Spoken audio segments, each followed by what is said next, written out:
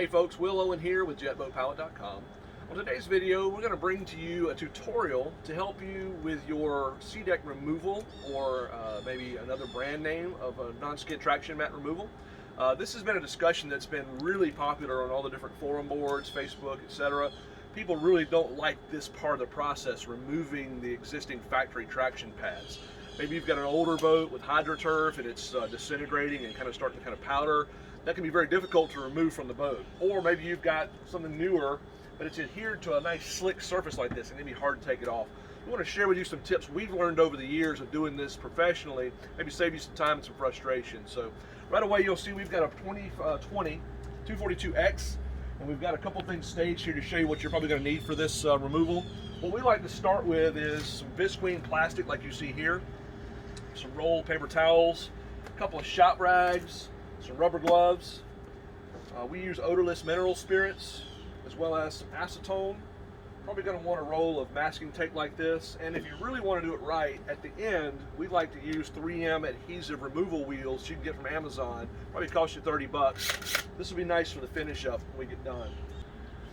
Alright, so prepping for this removal, the first thing you're going to want to do, what we like to do, if you're looking there with the camera, we put some masking tape down along the edge of the pads. The masking tape is really here just as a dam to prevent any sort of mineral spirits from getting off onto this black rub rail here. I don't think it'll cause problems if it touches, but we like to just make a separation. What we're looking to do in order to get these pads to release and come off easily is get a really liberal amount of mineral spirits on the surface of the pad. We saturate these paper towels. So you take your roll of paper towels, saturate them heavily. Of course, you put your rubber gloves on. Saturate the paper towels and apply the paper towels everywhere that you have any kind of removing or non-skid material that you want to remove. Once you've got all those really saturated pads covered, or saturated towels covered, you're then going to take some visqueen like this, just lay it over the top, and this is really there to help keep the acetone portion of the mineral spirits from evaporating. Mineral spirits has got a certain measure of acetone inside, so this is going to keep it from evaporating. Let this sit. Put some weights on it if you need to. Let it sit for a period of about 24 hours. Once you've got all of that time in, it's actually going to help saturate down through the pad. At least that's what we believe is happening. And it causes the adhesive to not want to cling to the pad. So I'll have Drew come in here now. We're going to actually start taking this off. I want to show you what happens after it's been sitting for about 24 hours.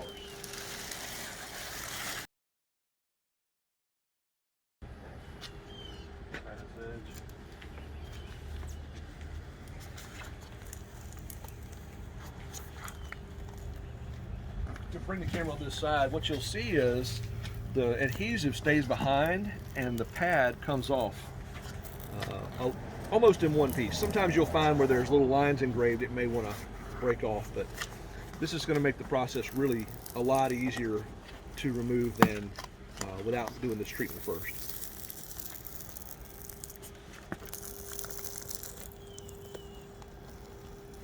Some places we're even seeing where the adhesive's completely coming off the deck, which is nice.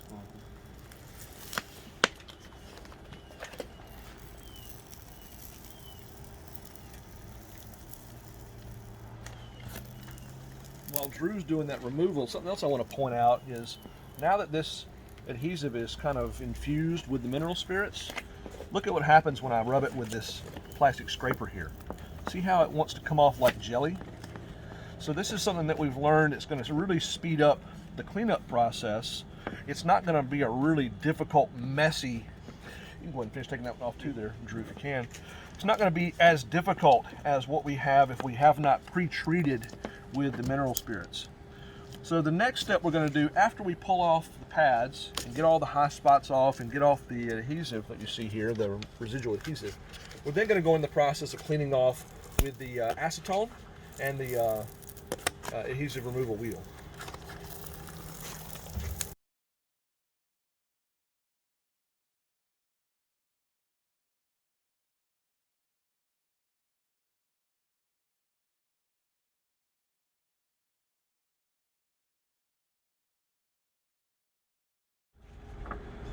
All right, so now that we've got the pads removed, what you see left behind is, in some places, it's completely slick, which is really great.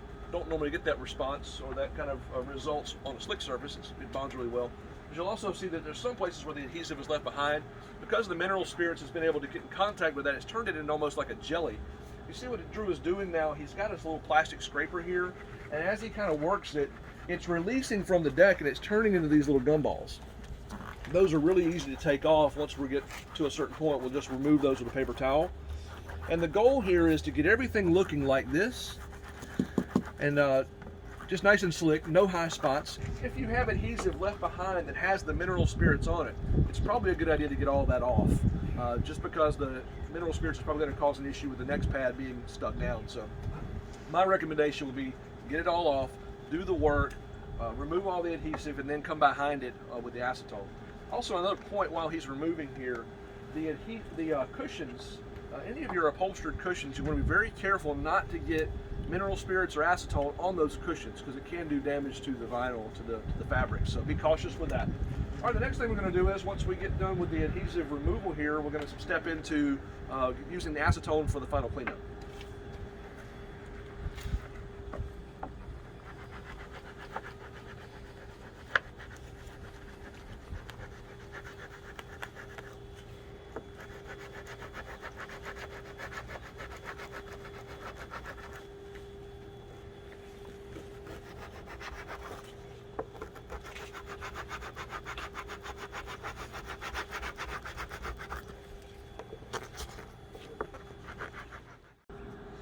Another tip that we can show you that's going to speed things up, save you some time, if you've ever used the 3M adhesive removal wheel, like I said, you can get it from Amazon.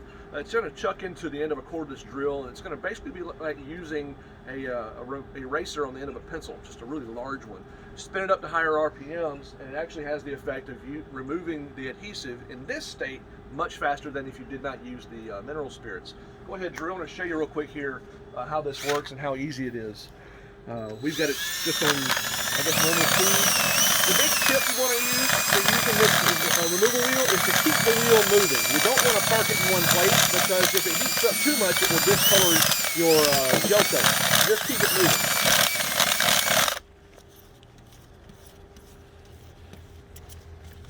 Getting it down to where it's almost in the slick.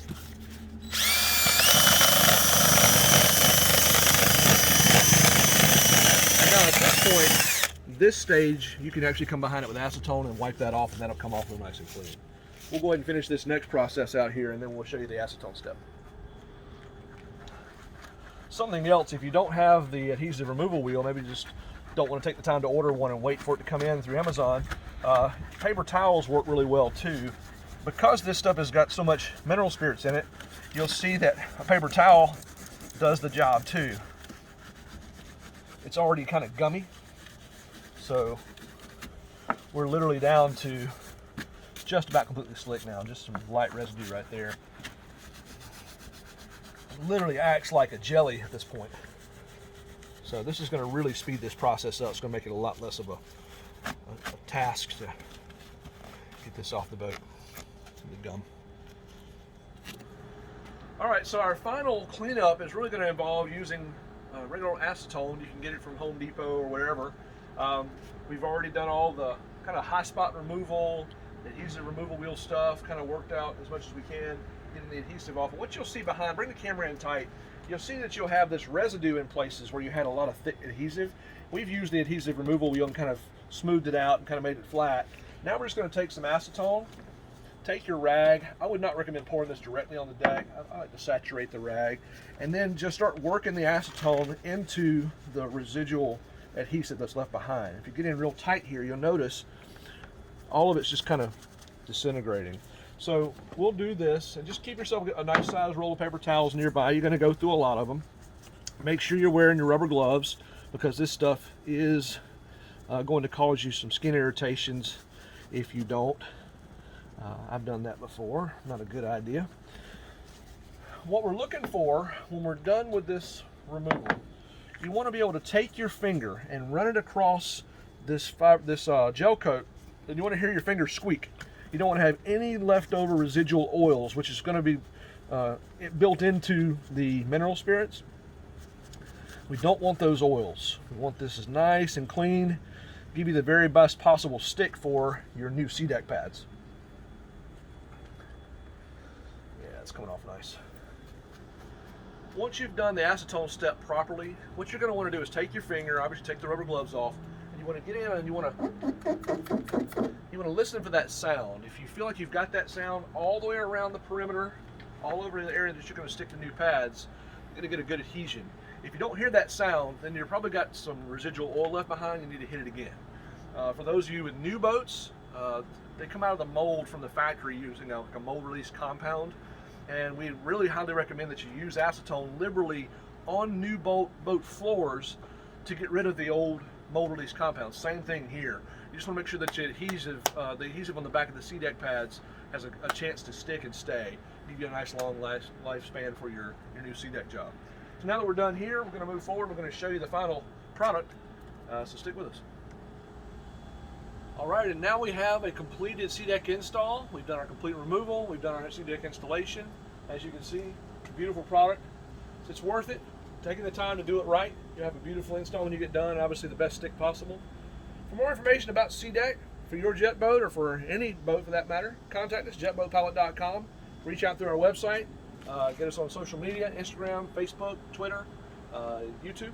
If you like this video and it was helpful to you, please hit the like button and the subscribe button below. Click the notification bell if you'd like to get more videos like this. Drop in your inbox. We appreciate you watching this video today. We hope it was helpful to you. Thanks. Have a great day.